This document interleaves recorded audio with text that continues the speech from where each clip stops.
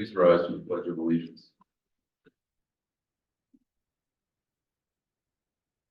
Pledge allegiance to the flag of the United States of America, to the republic of the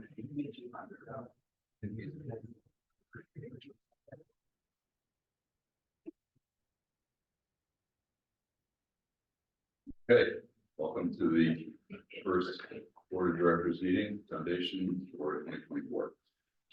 Paul, can you call the roll, please, certify the quorum and offer proof of notice? Okay, we can, Matt Barber, Karen Gilmartin, Steve Burke, Nathaniel Mouse, Pat Kepke, and Joe Mulcahy present, so we have a quorum.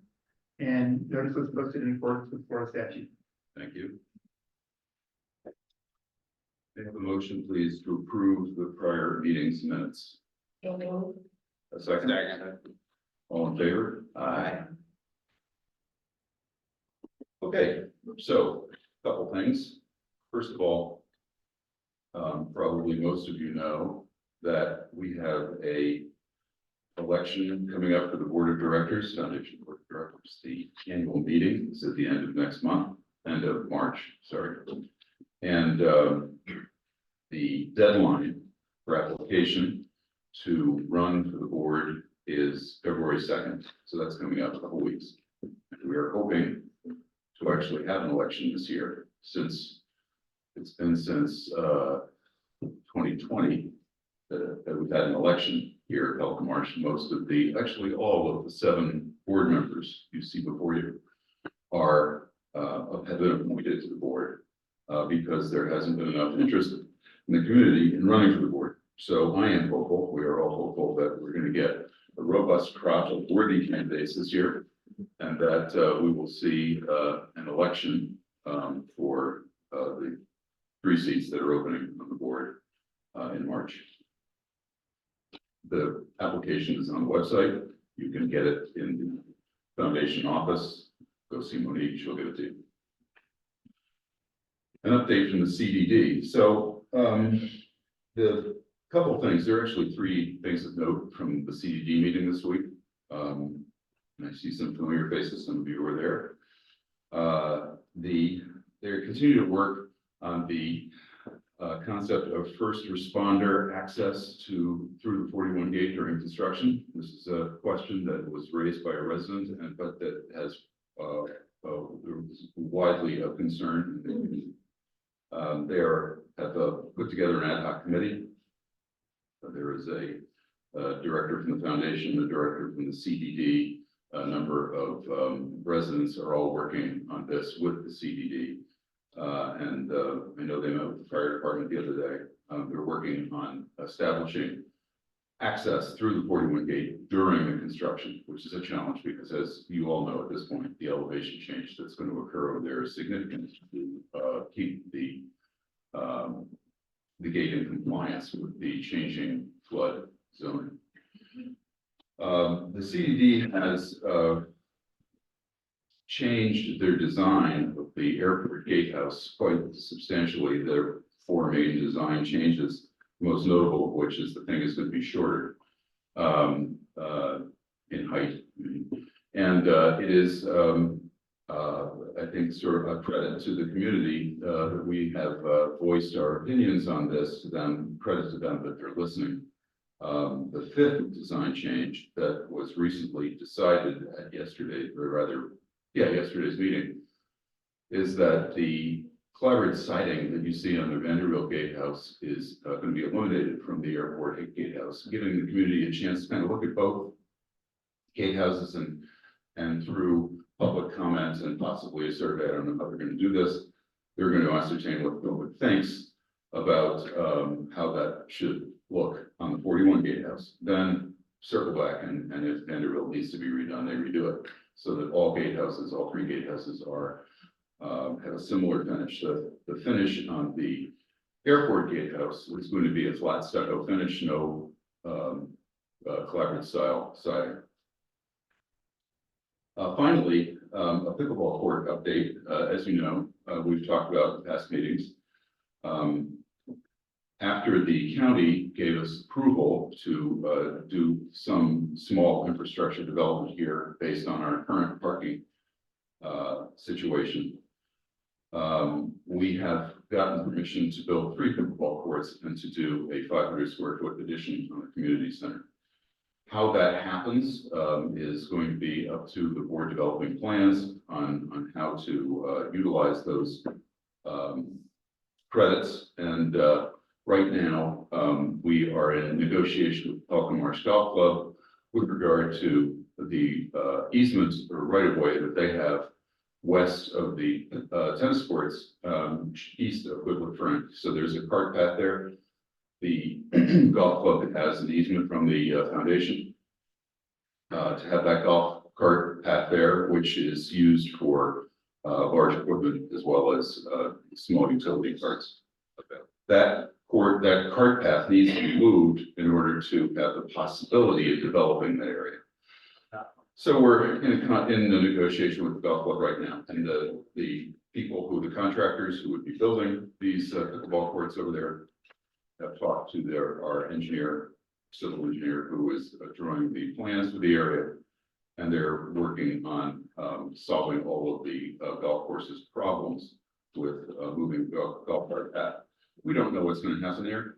Regardless of what happens, there are a number of possible ways to solve this problem, and we'll be looking at all of them in the future. So we'll keep you posted on this. Right now, we're just waiting for these guys to make a decision, thumbs up or thumbs down, so whether they will allow us to develop that area.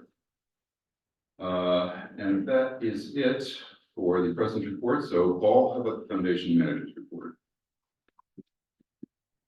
Okay, so this season's off to a busy start as usual. This past weekend we had a great event with 2 members of the Chicago singing band, singing some of their great hits and some other great songs. It was a packed house and a lot of fun for everybody. Last night we had an open mic night where we had some Pelican Marsh members come in and show off their talents. And just this morning we had the Tri-Court Challenge where members came out and tested their skills in the pickleball, tennis, and bocce realm. This is just the start of many more great events to come up, so we please recommend everyone check the schedule on the calendar so you don't miss out on the events coming up in the future. This is the time of the year when the community center gets very busy with limited parking, so we ask residents to please try to carpool, ride your bike, or walk up to the community center when possible. And if you do drive to the community center, please park within the space lines, so every space is available for use when people come up. On Monday, we sent out instructions of how to download the new Pelican Marsh app to your phone. This app now provides residents quick access links to sign up for events and check your schedule of upcoming events you've reserved for, and also receive important notifications from the foundation. However, this app also provides residents with their member ID number and a barcode that they will scan to have access into the gym. We now have the gym doors program so they can accept this barcode. We're going to start using it Monday, January 22nd. So residents must have this app downloaded by Monday and the barcode in order to access the gym before we open up and after we close. And the gym will be accessible from 5 a.m. to 10 p.m. daily. If you have any issues or problems downloading the app, please email us at the website is, or the email is website@Pelican Marsh, and we'll answer your questions on how to download the app. You can also call directly to the foundation office. We're going to have open training classes we scheduled for Wednesday, the 31st of this month, Wednesday, February 7th, and Wednesday, February 14th, from 11 to noon each day, where staff can be available to show residents how to use and navigate through the new website and app. So if you're interested, just show up on those days at that time, come down, sit down, let the staff go through the site for you and hopefully show you how to use it better. Some of the board members and staff recently met with Comcast management to discuss our concerns of resident service issues we've been having over the past year. Comcast has committed to reallocate more service techs to our area so that service issues are addressed within 48 hours of reporting the service issue, which is required by our contract. I can tell you I'll be watching them very closely to make sure they fulfill this commitment. We've also put on the Pelican Marsh website a number to call for members to call, to business members call, and also step-by-step instructions of what information you'll need to provide Comcast when you put the call in. And if any resident has a problem putting in a service call, or the Comcast rep tells them it's gonna be more than 48 hours to get out to fix the issue at their home, please let me know this by emailing me at cable@telecommerce.com. Give me the details of the situation, and I'll make sure I get on it with Comcast management to get it resolved. Oh, and lastly, a reminder that Valentine's Day is just a few weeks away. So don't forget to buy a card, some candy, or perhaps make dinner reservations to celebrate your better half this year. I speak from experience, when you forget, it's not a good time, so. You remember.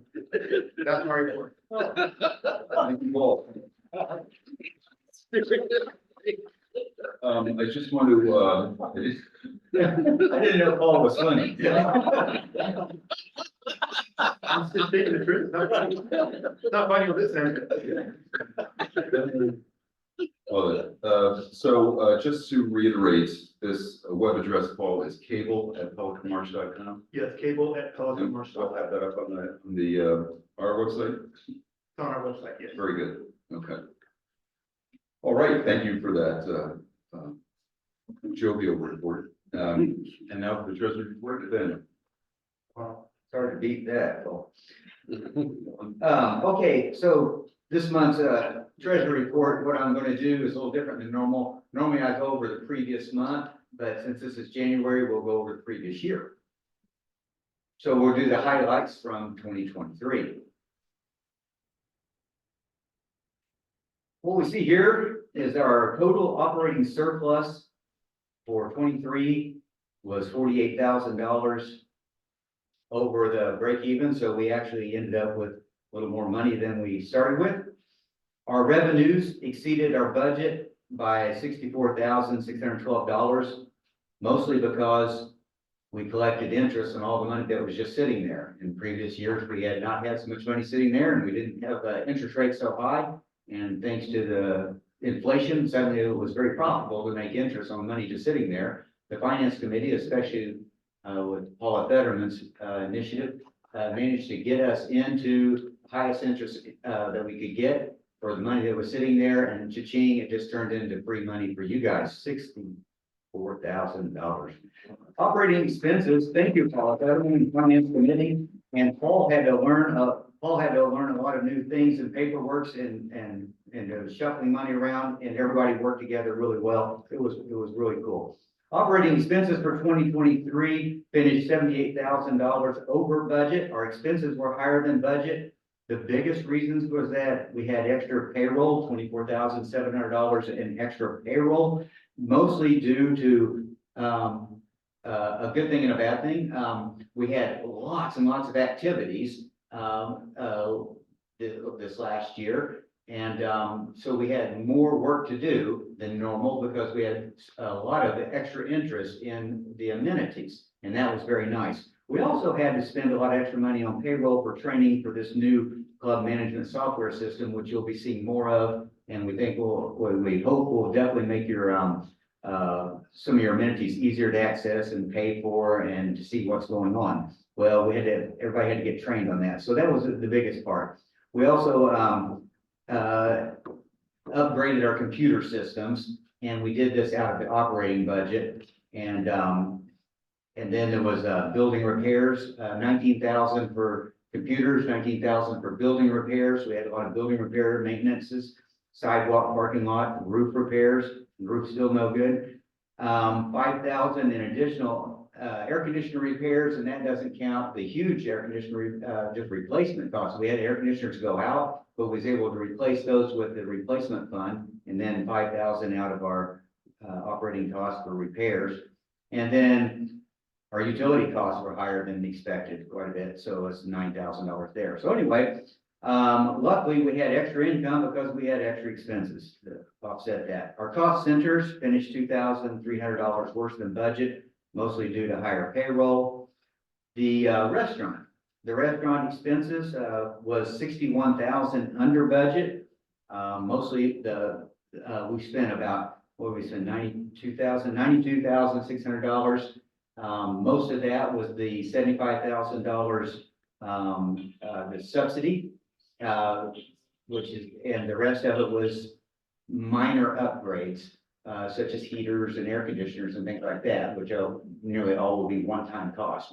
We added last year heaters and air conditioners, fans and things like that, screens, and so so we made the restaurant a lot nicer and still finished 61,000 under budget. The $75,000 subsidy was a home run, makes that one of our best amenities for the lowest price. It's $3.25 per door per month to have a restaurant there, and by gosh, it's turned out to be a really good restaurant. Entertaining on Thursdays and Sundays also. Live music, if you don't know about that, please come down there and enjoy it.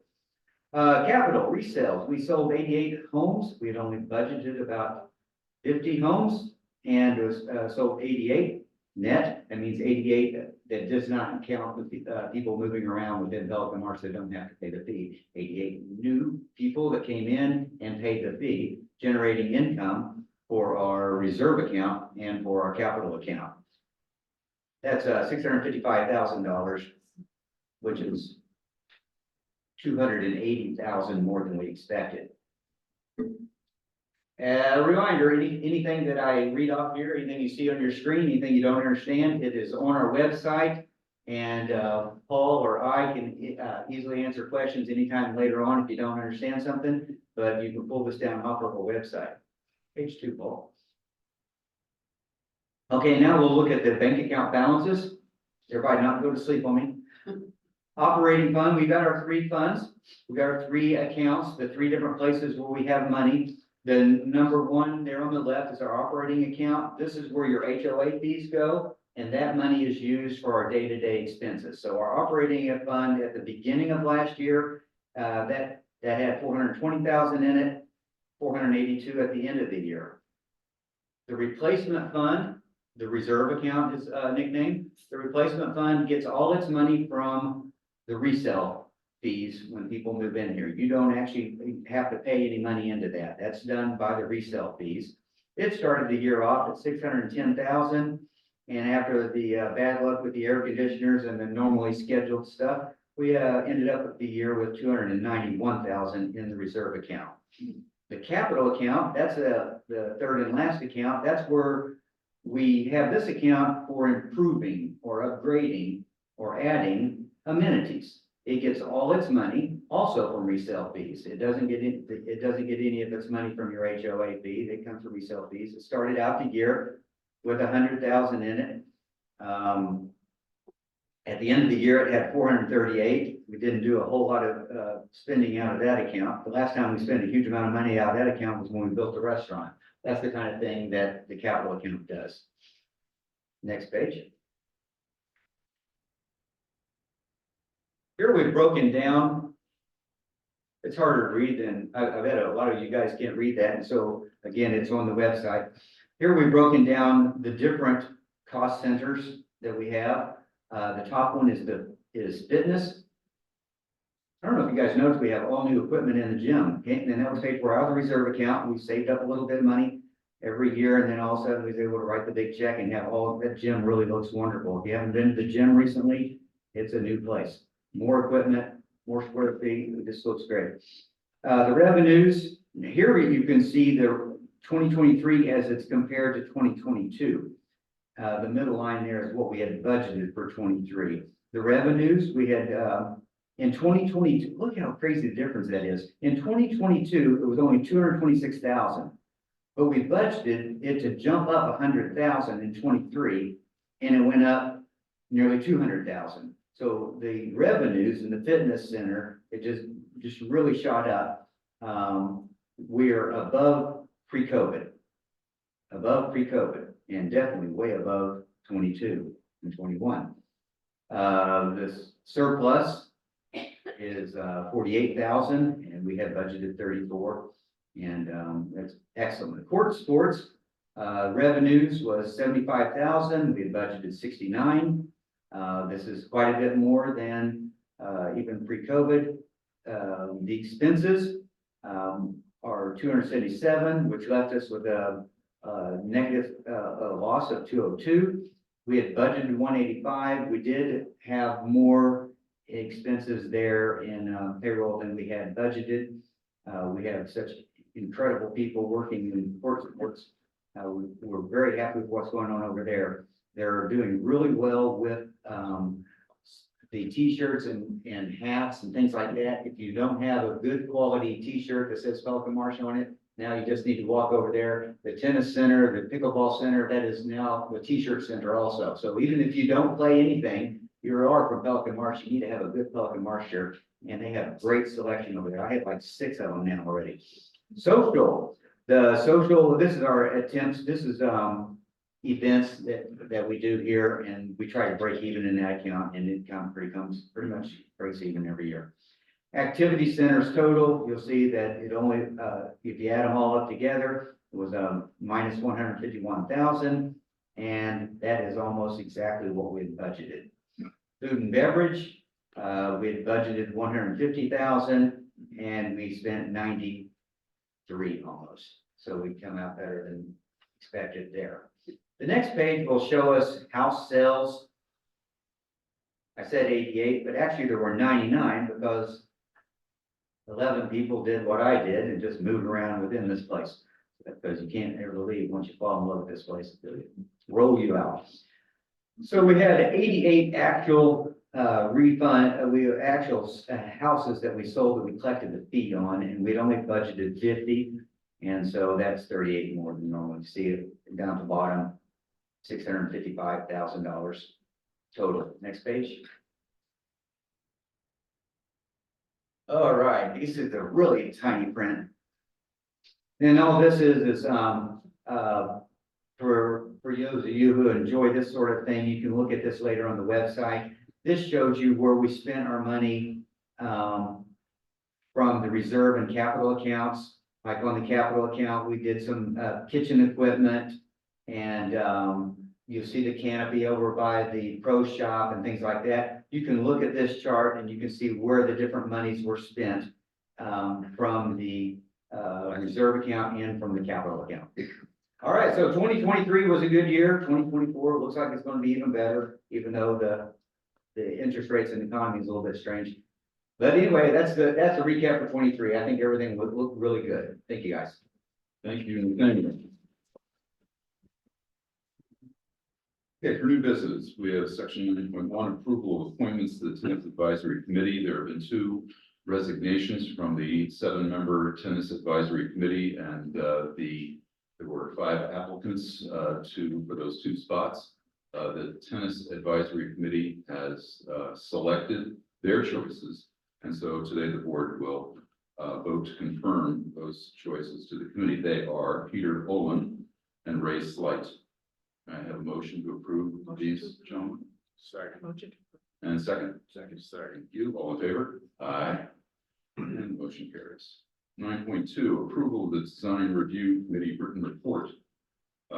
So may I have a motion to approve the Design Review Committee written report as written? So approved. Second. Second. All in favor? Aye. Now today, in this section, we're going to have a brief presentation from the Osprey Point Board to the Design Review Committee and the board regarding their plans for a community makeover. So are you guys ready to do this? Okay.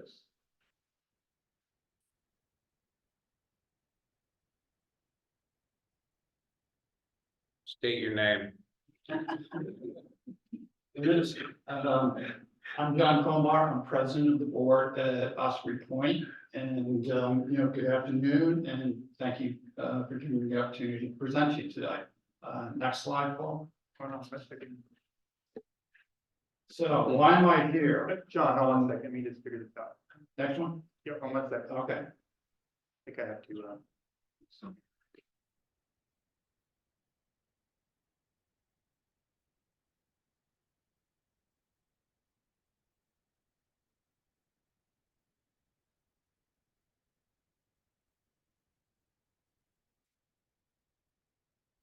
all right,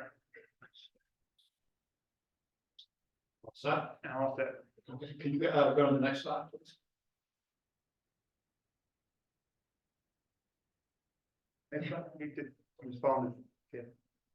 How about that? Okay, so, there should be a couple more bullet. I can do it. There we go. Okay. So why am I here today? Osprey Point is considering a raised metal seam, roofing option for, replacing of our roof. I think my understanding from talking with Steve and Paul is that right now, raised metal roof is not within our design guidelines of, the foundation in Pelican Marsh. Therefore, the guidelines need to be modified, for us to proceed, with that option. So my purpose here today is, to provide the board with information, about the raised middle seam option, so that, hopefully this will be sufficient for you to, enable you to make a decision about whether we can proceed with that option or not. Next slide. So, just let me give you a little bit of background of where we are in Osprey Point in terms of this proposal. Like most of Pelican Marsh, our community is 20+ years old. Many of the major building components are either, at or near the end of their useful lives. So what we are looking to do, we have decided to embark on a comprehensive plan to, update and freshen up our community. So it not only includes our roofs, but, we're going to look to paint the buildings. We're going to change some of the architectural details such as coach lights, balcony railings, stale railings, etc. Replace the entry monument, do something, with perhaps new driveway pavers, and do some pool work. The goal here is to make the community, more attractive and perhaps give it a, contemporary look. Next slide. So with that, we're putting together a plan. It's a 4-step plan. Right now, we're at the first step, which is where we have engaged a design firm to work with us to come up with some different design options for accomplishing, this updated, fresh look and feel type look. I think one thing that's important to realize with the raised metal roof is that it's going to be an option that we're going to present to our unit owners, okay? In terms of the roof, they will have 2 choices. One will be the traditional flat concrete tile roof. The second one will be the raised metal seam. So the point being is that we're going to present it to the community, but it's going to be up to the community to decide whether they want to, which one they want to proceed with. Okay, now, and one more point is we have gone out with our roofing RFP, and in it does contain the option for a raised metal seam roof in addition to the flat concrete tile. We have not gotten the bids back yet. We expect to have them sometime next week. Next slide. I think, really what is, as I said previously, what's critical for us is, obviously we would like to get the approval from the foundation for, this. And I think, we've had some meetings with the design committee already, and we've been, taking their feedback. And I think, we've been working with it. One of the things they've told us already is that, they don't like light colored roofs, which we've had. So we've talked to our design people, and that's been eliminated as an option just for the color of the roof. So, the feedback has been useful, and we're trying to act on it. So, I think rest assured, moving forward, we are looking to work with you. So any feedback you can give us would be helpful. Next slide. So why raised metal seam? Okay, I think there's a couple reasons. The first is that it's a newer technology that's become very important for an area like South Florida because of our propensity to natural disasters, in particular wind damage. And raised metal seam is probably one of the best mitigants against that type of damage. I think also from an aesthetic standpoint, and I know this is a very sensitive issue, I'll just say that, I think it's evolved over the last 20 years. I think previously it used to have a very institutional or industrialized look to it. From what we're seeing, I think it's become, more updated, I think perhaps more acceptable. But again, I mean, that's aesthetics. Everybody has a personal opinion about that, so I will not try to sway you one way or the other on that. Next slide. So what are some of the benefits of raising metal seam? I mean, one is protection, as I mentioned before, from natural storms, particularly high winds. It's a longer life expectancy, could be upwards of 50 years. The maintenance is lower compared to concrete tile, and there's also improved energy efficiency with it. On the negative side, I don't know if it's so much negative, but these are issues that we're still investigating. Is one, it is a more expensive option compared to concrete tile. And secondly, the noise factor. We don't really know what the deal is with the noise factor in terms of the rain, and is that going to be problematic? That's to be determined. We're still investigating that. I think you need to touch upon something that's very critical for the entire community, is the insurance saving long term. Yes.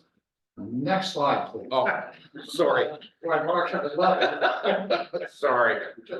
Not at all. Let me pull my chair. Did you read the deck? So yes, insurance, I mean, that's a big plus for raising middle seam. The comments we have here are from our insurance agent. And I think the real takeaway that our insurance agent gave us on, raised metal seam is, look, roofs with raised metal seam performed better during Irma, okay, than the traditional concrete tile. There was much less claims, and the claims that they did have was for a much lower price point, compared to the concrete tile. Our insurance agency hasn't been able to quantify, okay, what does that mean in terms of savings with premiums? But, I think this is something that's a big advantage. The industry, the insurance industry, which we know is a very challenged industry in the state of Florida, they do seem to be on board with this as a product that, will be very helpful in mitigating claims and what they have to pay out. Next slide, please. Again, on the aesthetics, I'm not going to try to sway you one way or the other, because I just know that everybody has a different opinion. The one thing I will say, though, is if you drive around, in particular, if you go down Creighton Road, okay, you'll see a lot of the houses, whether it's new construction or ones that are being renovated, they are going with the raised metal seam. Again, what does that mean? I'm not really sure, but it does seem to be becoming popular.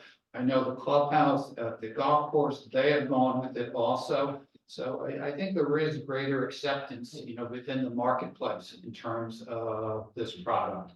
The next 5 slides, just show you pictures of different raised metal seam roofs. Again, you can draw your own conclusion on whether, hey, yeah, it's beautiful, or boy, I won't touch it. So I guess, in closing, what I'll say is, I appreciate you giving me the time, and, our ask again is, whether the foundation would consider changing your design guidelines to include, the option of a raised metal seam roof. Anybody has any questions? Be happy to answer. I have a question. Sure. I think that currently Claremont has a metal roof, but it looks as if it's the old Tuscan. Yeah, like the barrel shape, Yeah, barrel like shape. semi-barrel shape, yeah. Yes. My question to you is the shape or look or structure of a metal roof, does that change the positives that you talked about in terms of weather, in terms of maintenance, in terms of insurance? beam For house. what we're considering or what Claremont has? Any metal roof versus this Can particular I just raised metal interject for beam. a second here? We have to be, all metal roofs are not the same. Okay, So a that's raised, what I want to know. yes, a raised seam metal roof is different than the roof that Claremont has. Claremont, as you may know, has a metal roof recently installed. It is a barrel tile look metal. These roofs are reportedly not as functionally superior to traditional tile roofs as the raised seam metal roof is in terms of imperviousness to weather, resistance to wind, et cetera. I don't want to hijack your presentation here, No, but you're doing a great job. I think what I'd like to hear, I think what Karen is asking, what I would also like to hear from you is, has Osprey considered a tile look metal roof as opposed to raised seam metal? And if not, why not? And do you have any idea about the differences in the consideration of insurance companies to covering the tile look metal roofs as opposed to raised seam metal? I was not even aware of the Claremont style until about a week ago. So I really can't comment on it. I mean, when we talked to our contractors prior to issuing the RFP, the raised seam was the one that they mentioned most frequently. In fact, I don't even recall them mentioning any alternatives, and I'm gonna hazard a guess is perhaps that's because maybe they don't consider them as good. I'm not really sure, so I really can't answer that. But, you know, as I said, in terms of the insurance, I mean, our insurance broker is, you know, leading us to believe that the insurance companies do like the raised metal roof because of the fact that it seems to, you know, stand up better to natural disasters. Again, will that translate into lower premiums? That remains to be seen. Our insurance is up in May of this year. And, you know, so our roof's not gonna be on by then, but hopefully that can give us some indication. Can I ask you, have you considered speaking with the Claremont administration, the Claremont board, about their experiences, not only with the tile look metal, but their insurance experiences with the whole project? We haven't yet, but I agree with you. I think it would definitely be advisable to do that. The reason I'm asking this, and just for background, the tile look metal roof was approved by our design review committee for Claremont because it looks like tile. And the way the design review guidelines are worded, it stipulates that the roofing material must be substantially similar to other roofing materials in the neighboring communities. It must look somewhat similar. My personal thinking on this is that in a condo association, if you're in Osprey, you're not looking at the Montclair roofs. You don't know what they have. You're looking at Osprey roofs. So it's all going to look the same no matter what it is. But in the neighborhoods where you have single family homes, you're going to have traditional cement or rather concrete tile in the barrel format or a flat format. That's what we have now. Adding a metal option to that is going to give you more variability in appearance, and I'm not sure how that would look. That's something that we need to consider. I don't, again, mean to hijack your presentation, please continue. No, not at all. No, so Karen, I'm not sure if I was able to answer your question or not. Yeah, I think so, and I think, back up here with Steve, maybe has given you a few things to explore. So that when you have those questions asked again, you have answers. I mean, I didn't expect you to, if you don't have it, you don't have it, but just in terms of, our thinking about changing the guidelines, and certainly the advantages that you've talked about are significant. And other communities may be interested in seeing those significant changes once they do the roofs. So I think it would be important to have that information in terms of just in general metal, because I think there are a number of different kinds of metal roofs. And I think what Steve pointed out, I think what you were saying, Steve, is that when you're in one community and the roofs all look the same, it feels okay, but when we go to single family homes that do their own roofs, and then you have the raised seam metal roof next to a Tuscan barrel roof. Is that gonna work? Is that okay? I'm not giving any opinion. I'm just. No, I understand it, and I understand your point, is driving down Craig Road. That's exactly what you. What you see, Yeah. exactly. It's a real. And it may, I mean, just like you say, aesthetically, it doesn't bother me. It's just my personal opinion, but sometimes some people are like, whatever. You know, so that's, So change can be hard. yeah, change can be hard. So I had the group over at my house from Osprey, and they gave a great presentation. And as we walked through this, I was thoroughly impressed by what they're thinking about. And I'm in full support of the direction they're going. We went for the color change to be a little bit darker, and I thought that was a smart move. We don't have this up on the screen, but I printed this out. And just the darker look. And I just thought to myself, you know what, I've been doing this a long time, and I thought to myself, you know what, these guys actually thought this all the way through. And I'm impressed, and that's all I have to say. And it is something that you want our buy-in first, obviously. Yes. And we're gonna have to change language in our everything. But I think that the community is going in a kind of a different direction right now. And I'm okay with that. So all I want to say is that I appreciate everything that you and your entire team did for the presentation. And seriously, I'm not kidding you. I was like, wow. But I want everybody to know that we do have to change the bylaws a little bit. We're transitioning, we're 25 years in, more than 25 years in now in this community. So if you want to see some changes, I would appreciate all your input. Oh, thank you, Matt. Does anybody else on the board have anything for? Go ahead. I obviously am prejudiced. I happen to live in Osprey Point. Well, that means you're open-minded.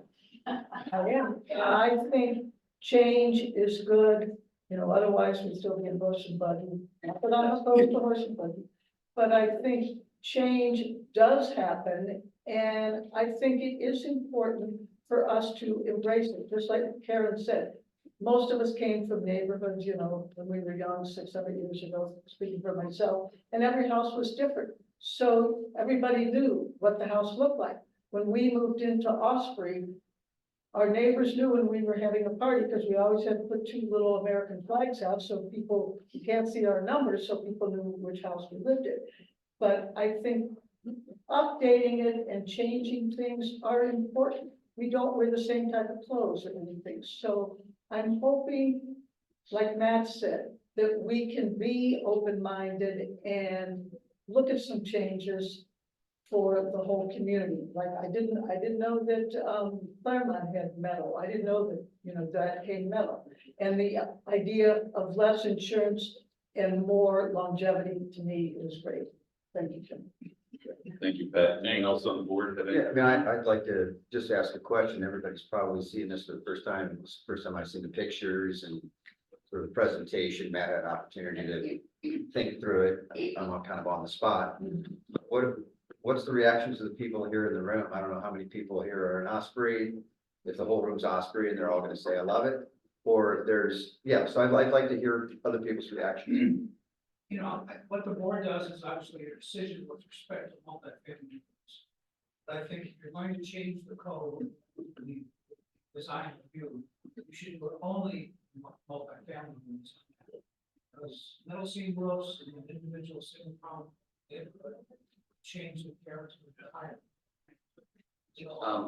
I'm hard of hearing. Can you? Steve and I have had a short-term discussion about this, and we're going to only address the multifamily units for right now. I mean, go ahead, Steve. The board hasn't actually spoken about this. So we don't have any clear path forward here yet. John, I think we're all set. Okay. But thank you very much. Thank you so much. Much appreciated. There's a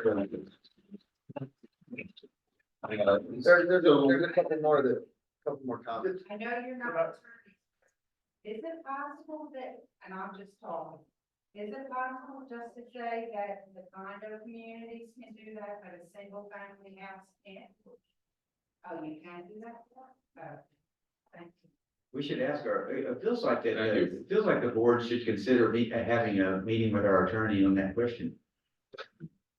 Yes, I think that's part of the process. So anyway, John, I would say as a final note to you that I would encourage you to have a conversation with the folks over at Claremont and find out what their experience looks like with regard to the tile, look, metal, and the insurance issues. Okay. And you can let us know what you find out. We'll be interested in hearing that. With regard to the board process here, we're going to need to spend some time looking at this. Daniel makes a good point. We should know what the law says. You certainly don't want to invite lawsuits of, well, this guy can have it, I can have it, that kind of thing. But my sense of it is that we have broad discretion within the confines of the design review guidelines to set this up the way we want to without any destabilization of the community. So I think that the way, like I said earlier, the way the guidelines are now written, you just need substantive compatibility in terms of the aesthetic look. No one is arguing that the raised seam metal roof is not superior from a wind mitigation point of view. It seems that's clear. I would like to know how it compares to the tile look metal. My just really brief looking at this, it doesn't seem like it's as good, but raised seam is superior. But we need to know that for sure, and we are in the process of talking to our insurance company about insuring our roof. And what we learned, finance committee, a couple of people from the finance committee and some board people yesterday spoke with our insurance agent about this very issue. And what we learned, and what you may find interesting, John, is that they are saying that the delta between the cost of the metal roof and this concrete tile roof seems to run about 10%. You recover this money within 3 years. After that, every year you're paying less insurance premiums. Well, you're paying less insurance premiums right away, but you're compensating initially for the increased cost of the roof. This means that homeowners would be paying less for their insurance premiums.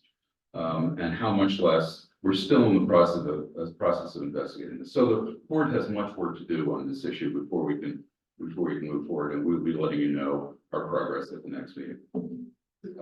John, we have a question. Yes. Have you, John, you have a feel for the 75%, how attainable that is? I mean, your community has to be, this isn't a secret within your community, so you've got to have people that are reacting. What is the reaction? Is it positive or negative, or?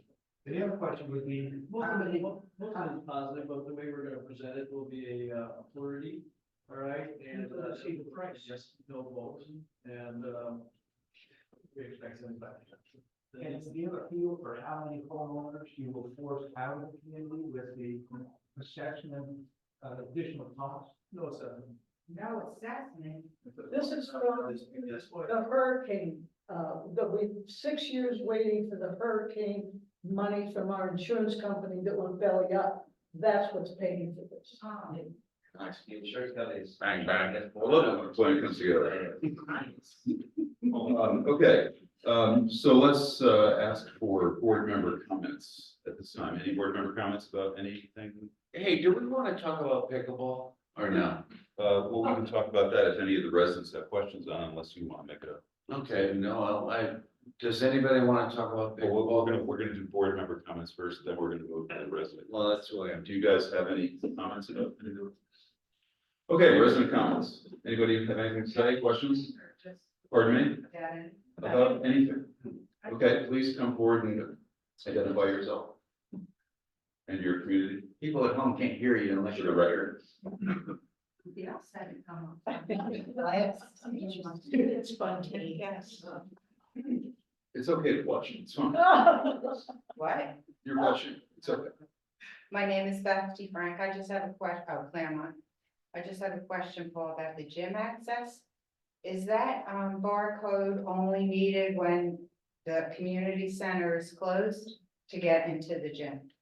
Now, it's also we need to more open because the interior door of the gym will also be accessed by barcode. We need, that way we can track usage of the gym by members.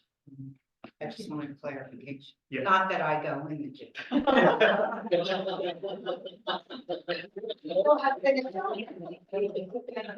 Yes, ma'am. Hi, I'm Marie Covington from Savannah.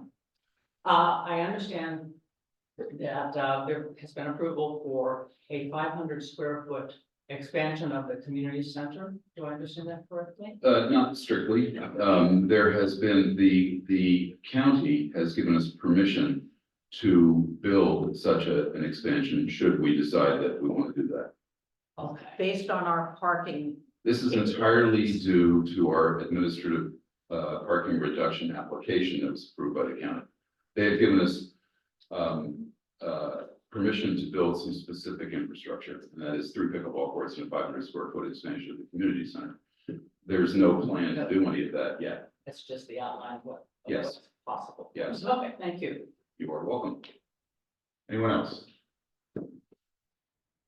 Okay, I will entertain a motion to adjourn. Promotion. Second, Second. all in favor? Aye. We are adjourned. let's see.